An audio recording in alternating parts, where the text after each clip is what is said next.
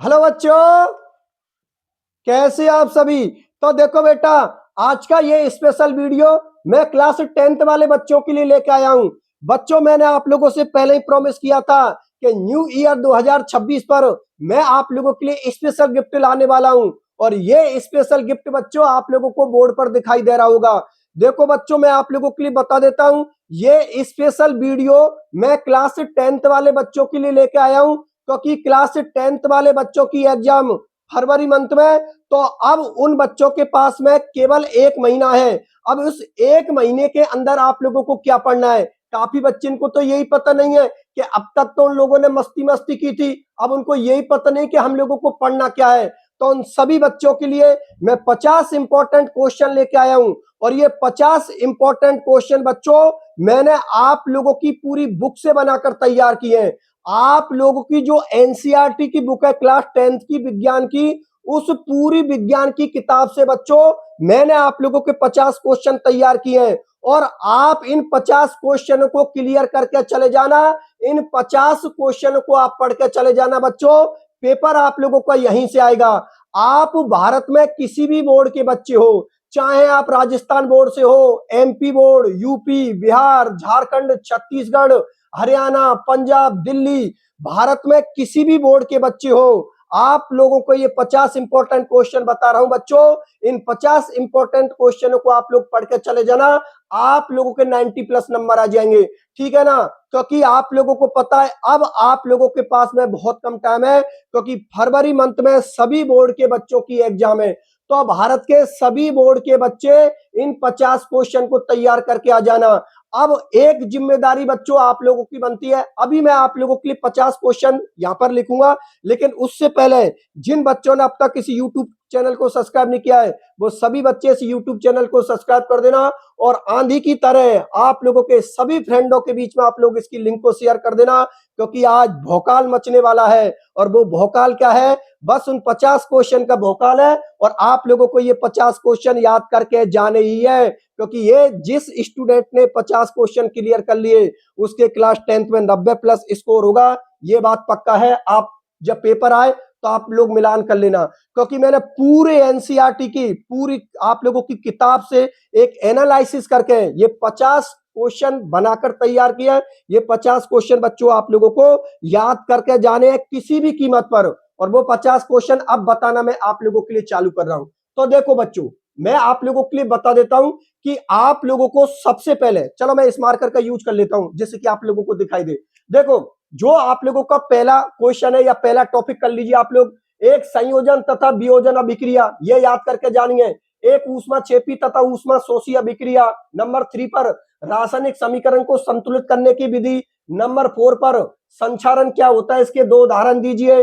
Number 5 redox अभिक्रिया, अपचयन तथा उपचयन अभिक्रिया क्या होती है, इनके बारे में भी बच्चों आप लोग याद करके जाना।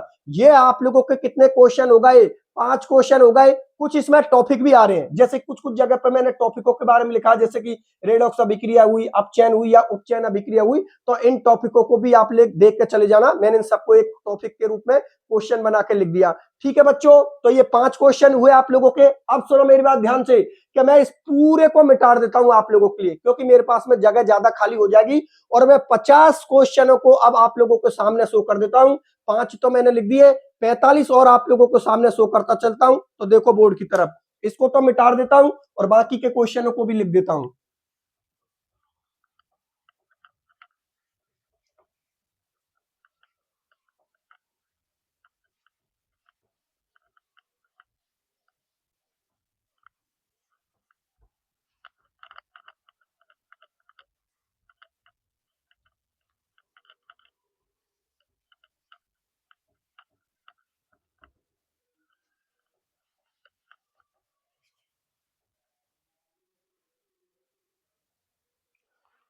देखो बच्चों बोर्ड की तरफ, यहां पर मैंने आप लोगों के लिए क्वेश्चन नंबर 6 को लिखा है, जिसमें आप लोगों को अम्ल, क्षार एवं लवण की परिभाषा, उसके उदाहरण सेट आप लोगों को याद करनी है।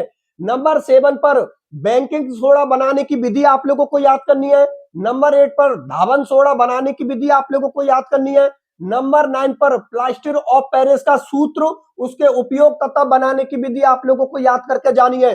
याद किस तरीका से करना है बच्चों, मैं आप लोगों के लिए बता दूंगा। देखो मैं यहाँ पर 50 इंपॉर्टेंट क्वेश्चन बता रहा हूं, और एक आप लोग अगर एक दिन में 5 क्वेश्चन को क्लियर करते हो बच्चों, तो आप लोगों का पूरी किताब का सिलेबस मात्र 10 दिन में हो रहा है। जबकि एग्जाम था आप लोगों की भैया फरवरी में। इसका मतलब आप 3 बार इन 50 क्वेश्चनों का रिवीजन कर सकते हो, क्योंकि क्वेश्चन तो इन्हीं 50 में से आना है। आप लोग खुद एनालिसिस कर लेना, तो खुद आपको पता लगेगा कि सर ने ये 50 इंपॉर्टेंट क्वेश्चन क्यों बताए हैं। मैं फिर बता रहा हूं, आप भारत के किसी भी बोर्ड के बच्चे हो, इन 50 क्वेश्चनों को याद करके जाना है बच्चों आप लोगों को, क्योंकि यही आप लोगों को 90 प्लस स्कोर करवाएगा। बात समझ में आ गई ना? याद कैसे करना है वो मैंने आप लोगों के लिए बता दिया। एक दिन में अगर आप लोग 5 क्वेश्चन को तैयार करते हो, तो 10 दिन में आप लोगों का ये बिल्कुल कंप्लीट काम हो जाएगा, ठीक है ना? और यदि आप लोग रिवीजन करना चाहते हो, तो आप लोग इनका 2 बार रिवीजन कर सकते हो, क्योंकि कॉमन सी बात है, पहली बार में अगर आपको 5 क्वेश्चन के लिए एक दिन लग रहा है, तो हो सकता है वो 10 क्वेश्चन के लिए आपको एक ही दिन लगे, तब तो फिर 5 ही दिन में आपका रिवीजन हो रहा है 50 क्वेश्चनों का। बात मेरी आप लोग समझ में आ रही है ना? और इनको जो भी आप लोगों का वीडियो है सभी फ्रेंडों के बीच में शेयर होना चाहिए, क्योंकि मुझे 10,000 इसके सब्सक्राइबर्स कंप्लीट होने चाहिए। ये बच्चों मुझे आप लोगों से उम्मीद है कि आज के आज ही आप लोग मेरे 10,000 सब्सक्राइब कंप्लीट करवाओगे, क्योंकि स्टूडेंट्स की जो ताकत होती है ना, वो और लोग नहीं समझ सकते कि स्टूडेंट्स में क्या ताकत होती है। मैं बच्चों आप लोगों की ताकत जानता हूं कि आप लोगों की क्या ताकत है, ठीक है ना? इसलिए 10,000 सब्सक्राइबर्स मेरे आज ही क्लियर होने चाहिए, और मुझे विश्वास है कि आप लोग ये काम जरूर करोगे। ठीक है बच्चों, नमा हो गया। अब मैं 10 की बात करता हूं। 10 पर बच्चों पीएच मान से आप क्या समझते हैं? मतलब आप लोगों को पीएच, जो ये पीएच मान है, ये सबके याद रखने हैं। वाटर का याद रखना है, और आप लोगों को ब्लड का, सबके पीएच मान याद रखना है। और पीएच होता क्या है, पीएच स्केल क्या है, इस सबके बारे में आप लोगों को पता होना चाहिए, क्योंकि यहां से भी आप लोगों का आधा 1 नंबर का या 2 नंबर का क्वेश्चन बन सकता है। ठीक है, नंबर 11 पे बच्चों धातु, अधातु तथा उपधातु की परिभाषा उदाहरण सहित आप लोगों को देनी है। धातु क्या होते हैं, अधातु क्या होती है, उपधातु क्या होती है, खूब आप लोगों ने आवर्सानी पढ़ी होगी, ठीक है ना? तो देख लेना आप लोग, ठीक है। उसके बाद बच्चों आप लोगों को जो 12वें नंबर के टॉपिक पे है, उसका नाम है विद्युत रासायनिक श्रेणी, ठीक है ना? ये विद्युत रासायनिक श्रेणी भी आप लोगों को कंप्लीट करनी है। फिर है 13वें नंबर पे संतृप्त एवं असंतृप्त हाइड्रोकार्बन, ठीक है ना? इनमें एल्केन, एल्किन और एल्काइन आ जाते हैं। साथ के साथ ही उनका आईयूपीसी नोमेनक्लेचर भी आ जाता है, क्योंकि आईयूपीसी नोमेनक्लेचर भी हम लोगों से एग्जाम में पूछा जाता है बच्चों, तो इनको आप लोग कर लेना। अच्छा, संतृप्त और असंतृप्त हाइड्रोकार्बन का मतलब आप लोगों को पता ही है कि जिन यौगिकों में केवल और केवल सिंगल बॉन्ड होते हैं, एकल बंध होते हैं, उनको हम क्या बोलते हैं? संतृप्त हाइड्रोकार्बन। एग्जाम्पल के तौर पर हमारा एल्केन होता है। और असंतृप्त हाइड्रोकार्बन, नाम से पता लग रहा है असंतृप्त, मतलब जिन यौगिकों में डबल बॉन्ड या ट्रिपल बॉन्ड होता है, वो होते हैं असंतृप्त हाइड्रोकार्बन। और उसमें हमारे 2 एग्जाम्पल होते हैं, एल्किन और एल्काइन। बिल्कुल कंप्लीट करके जाना, साथ के साथ इनका आईयूपीसी नोमेनक्लेचर भी होना चाहिए, जितने भी ऑर्गेनिक कंपाउंड है। ठीक है बच्चों, नंबर 14 पर बच्चों आप लोगों को जो टॉपिक क्लियर करना है, उसका नाम है सजातीय श्रेणी, ठीक है ना? ये सजातीय श्रेणी भी प्रत्येक बच्चों को याद करके जानी है, ठीक है? ये कितने हो गए बच्चों आप लोगों के? 14 क्वेश्चन हो गए। चलो ठीक है, मैं और क्वेश्चनों को लिखता हूं, तो देखो बोर्ड की तरफ।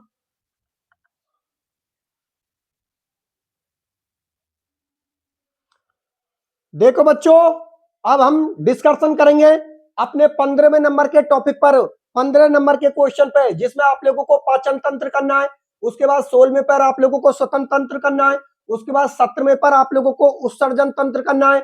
18वें नंबर पर आप लोगों को लैंगिक जनन तथा अलैंगिक जनन करना है।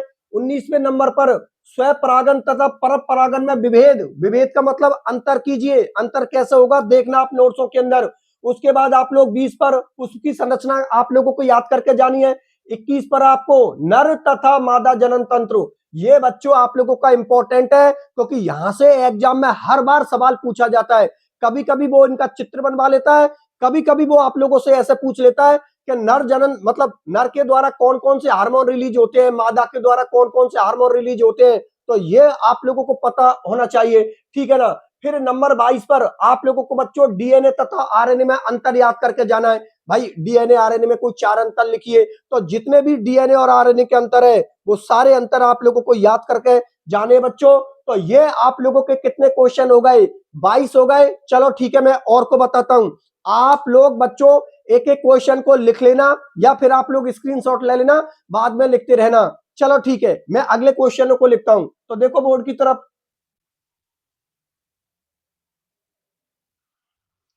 देखो बच्चों बोर्ड की तरफ, यहां पर मैंने आप लोगों के सामने क्वेश्चन नंबर 23 लिखा है। क्वेश्चन नंबर 23 में आप लोगों को मेंडल के आनुवांशिकता के नियम याद करके जाना है। उसके बाद 24 पर आप लोगों को एक संकर संकरण तथा द्विसंकरण संकरण आप लोगों को याद करके जाना है। 25 पर आप लोगों को लिंग निर्धारण की प्रक्रिया याद करके जानी है। 26वें नंबर पर आप लोगों को मानव मस्तिष्क, इस मस्तिष्क की पूरी जो डायग्राम और जितनी भी इसके अंदर जो प्रोसेस होते हैं वो सब कुछ आप लोगों को याद होना चाहिए, ठीक है ना। नंबर 27 पर आपको तंत्र का तंत्र याद होना चाहिए।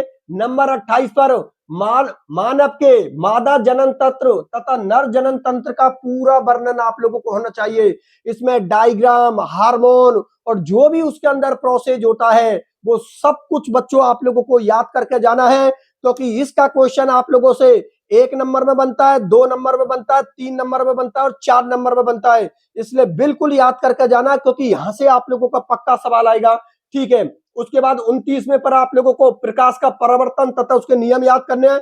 और नंबर 30 पर बच्चों आप लोगों को दूरदृष्टि दोष, ठीक है ना। ये दूरदृष्टि दोष भी कई बार एग्जामों में बहुत बार आप लोगों से पूछा जा चुका है, तो बच्चों इसको भी आप लोग याद करके जाना।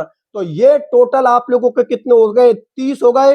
अभी 20 और बाकी है, तो मैं 20 को भी और बता देता हूं आप लोगों के लिए। देखो बोर्ड की तरफ, इसको तो मिटा देते हैं और 20 को और करवाते हैं।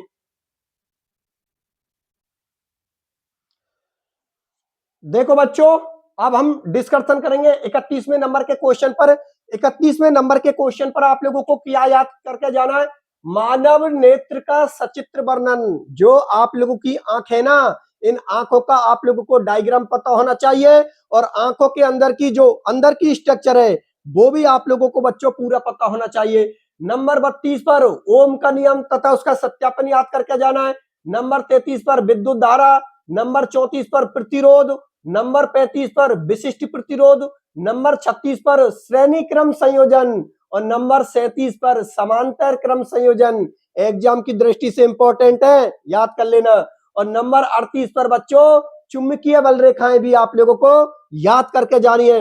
अब कितने हो गए आप लोगों के, 38 हो गए। चलो 12 को और करवाते हैं। देखो बोर्ड की तरफ,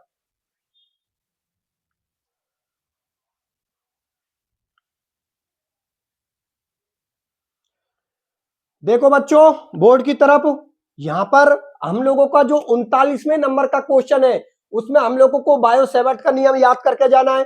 40वें नंबर के पर फेलेमिंग का दाएं हाथ के नियम याद करके जाना है। 41वें नंबर पर फेलेमिंग का बाएं हाथ के नियम हम लोगों को याद करके जाना है। 42वें पर विद्युत मोटर आप लोगों को याद करके जानी है। 43 पर विद्युत जनित्र आप लोगों को याद करके जाना है। 44वें पर फैराडे का नियम आप लोगों को याद करके जाना है। और 45 पर गोलीय दर्पण। गोलीय दर्पण का क्वेश्चन लास्ट ईयर की एग्जाम में बहुत बार पूछा है बच्चों आप लोगों से, तो गोलीय दर्पण भी आप लोगों को याद करके जाना है। कितने हो गए भैया, 45 हो गए। चलो ठीक है, 5 और करवाते हैं, उसके बाद कंप्लीट। ठीक है, तो 5 को और करवा देते हैं, देख लो।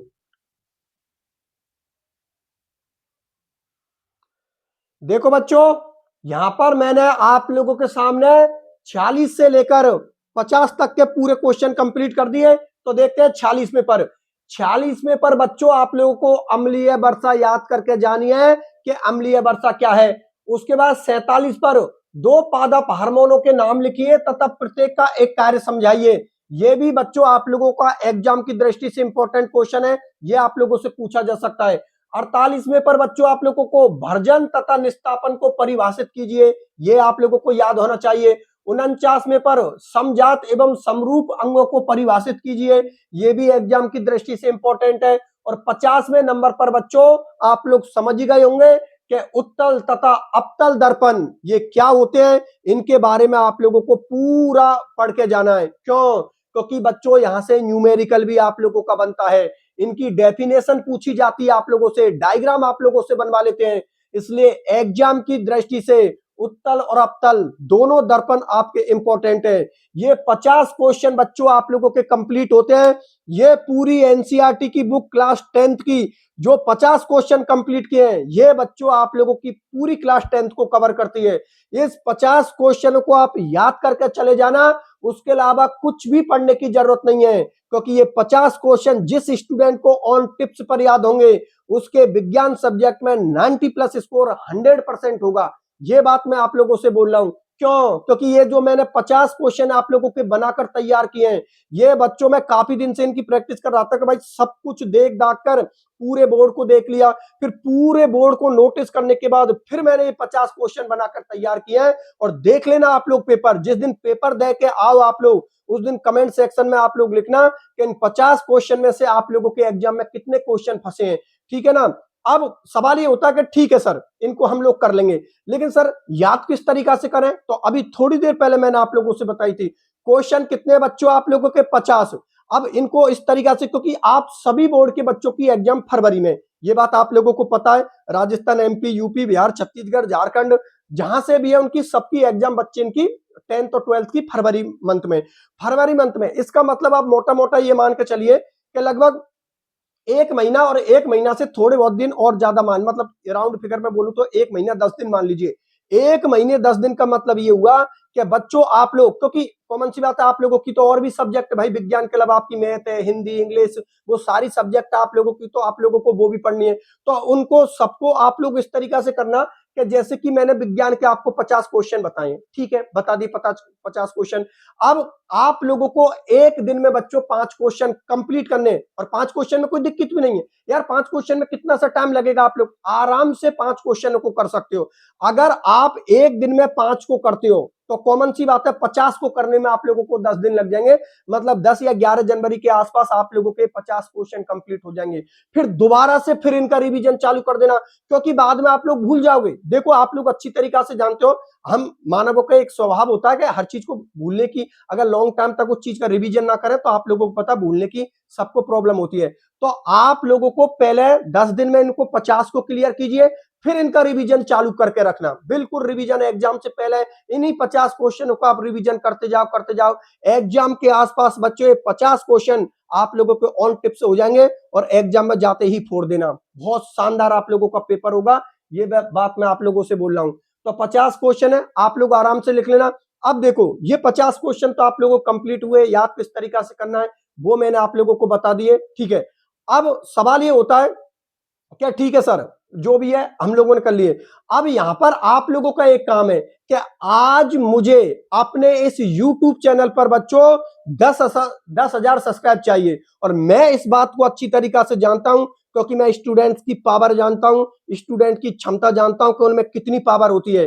तो आज सब बच्चे मेरे 10,000 सब्सक्राइब कंप्लीट करवाएंगे, क्योंकि मैं आप लोगों के लिए इतनी मेहनत करके 50 क्वेश्चन लाया हूं। तो कुछ तो आप लोग कर ही दो यार, क्योंकि आप लोग अपनी क्षमता को पहचानिए और आज किसी भी कीमत पर मेरे 10,000 तो करवा ही दो आप।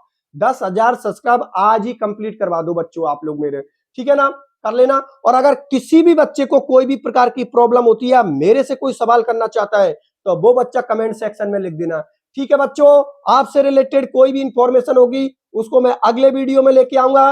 तब तक के लिए बाय बाय।